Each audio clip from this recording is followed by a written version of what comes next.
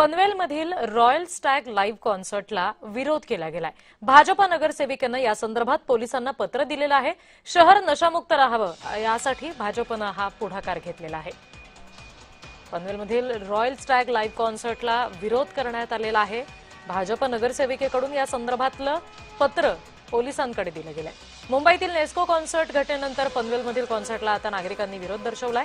पनवेलमधील कळंबोली इथे 25 एप्रिलला royal Stag live concert होणार आहे। या कॉन्सर्टला भाजपा नगरसेविका मनाली ठाकूर यांनी पोलिसांना पत्र देऊन आपला विरोध दर्शवलेला आहे। पोलिसांनी या कॉन्सर्टला परवानगी देऊ नये अशी मागणी पोलिसांकडे केली गेली आहे। कळंबोली शहर नशामुक्त राहावं यासाठी हा पुढाकार घेतल्याचं सांगितलं गेलंय आणि जर तसं झालं नाही तर तीव्र आंदोलन करणार असा इशारा सुद्धा नगरसेविका मनाली ठाकूर यांनी दिलाय।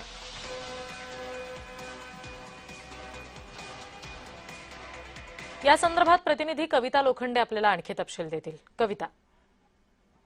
नक्कीच रिद्धी, पनवेलमध्ये 25 एप्रिलला पनवेलमधील कळंबोलीमध्ये रॉयल स्टॅग लाईव्ह कॉन्सर्ट होणार आहे आणि याच कॉन्सर्टच्या विरोधात आता नगरसेविका ज्या आहेत मनाली ठाकूर त्या आक्रमक झालेल्या आपल्याला पाहायला मिळत आहेत। कळंबोली पोलिसांशी भेट घेऊन त्यांना पत्र देऊन या कॉन्सर्टला परवानगी देऊ नये अशी मागणी जी आहे ती नगरसेविका मनाली ठाकूर यांनी केलेली पाहायला भेटते। एकूणच कळंबोली शहर जे आहे ते नशामुक्त राहावं यासाठी जे आहे ती त्या नगरसेविका मनाली ठाकूर यांनी पावलं उचललेली आपल्याला पाहायला भेटत आहेत। गोरेगाव नेस्को येथे झालेल्या लाईव्ह कॉन्सर्ट दरम्यान 2 मुलांचा ड्रग्सच्या ओव्हरडोसमुळे जो आहे तो मृत्यू झालेला होता आणि अशाच प्रकारची कोणतीही घटना पनवेलमध्ये घडू नये याची खबरदारी म्हणून जे आहे ते नगरसेविका मनाली ठाकूर यांनी पोलिसांकडे धाव घेत जे आहे ते या कॉन्सर्टला परवानगी देऊ नये अशी मागणी केलेली आपल्याला पाहायला भेटते। कळंबोली शहर नशामुक्त व्हावं यासाठी देखील आता नगरसेवक जे आहेत, नगरसेवक असतील नगरसेविका असतील, या रस्त्यावर उतरलेल्या पाहायला मिळतात।